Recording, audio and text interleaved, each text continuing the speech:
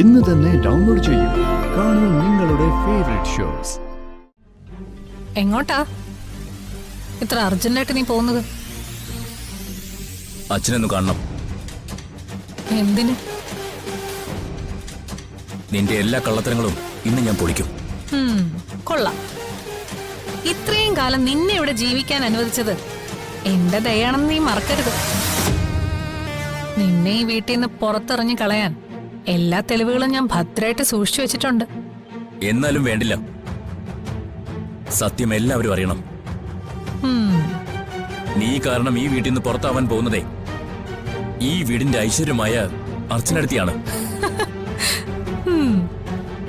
അല്ല, എന്നു മുതലാ അവള് നിന്റെ ഐശ്വര്യത്തിന്റെ നിലവിളക്കായിട്ട് മാറിയത്?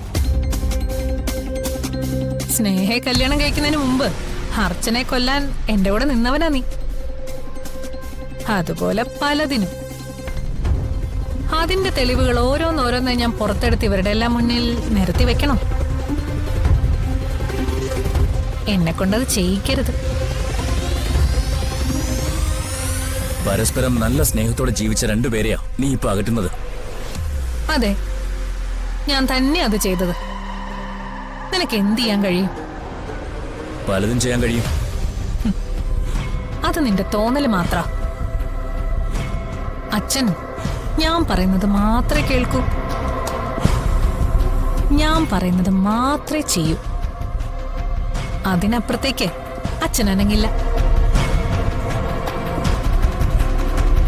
അച്ഛന്റെ അടുത്ത് പോയി നിനക്ക് വേണമെങ്കിൽ അതിനുവേണ്ടി ഒരു പരിശ്രമമൊക്കെ ആവാം. പക്ഷേ അദ്ദേഹം നിന്നെ ആ മുറിയിൽ നിന്ന് ആട്ടി പുറത്താക്കും. എന്നോടേ അച്ഛനിപ്പോ അത്രയ്ക്ക് ഇഷ്ടാ.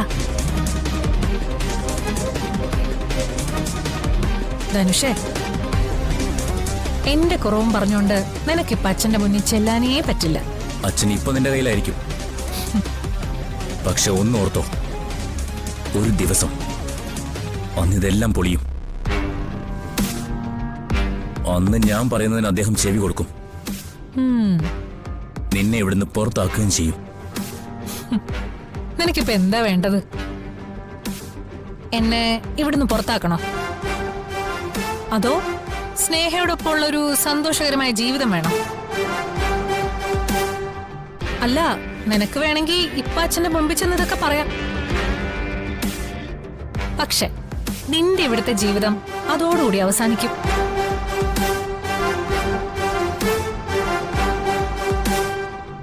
എന്റെ ലക്ഷ്യങ്ങൾ എന്താണെന്ന് അറിയാവുന്ന ഒരേ ഒരാൾ നീയാ. ഇപ്പൊ നിനക്കൊരു സമാധാനമായൊരു ജീവിതമുണ്ട്. അത് ഞാൻ നിനക്ക് അനുവദിച്ചു തന്നതാ, ഒരു പരസ്പര ധാരണയുടെ പേരില്. അത് നീ തെറ്റിച്ച പിന്നെ സ്നേഹയോടൊപ്പം ഉള്ളൊരു ജീവിതം അത് നിനക്കുണ്ടാവില്ല. നീ സ്നേഹയോടൊപ്പം സന്തോഷമായിട്ടിരിക്കേ. ഇവിടുത്തെ കാര്യങ്ങളെ അത് ഞാൻ നോക്കിക്കോളാം. ഇപ്പൊ ഞാൻ പറയുന്ന അനുസരിച്ചില്ലെങ്കിൽ ഇന്നത്തോടെ നിനക്കെല്ലാം നഷ്ടപ്പെടും. അതോർത്താ നിനക്ക് നല്ലത്.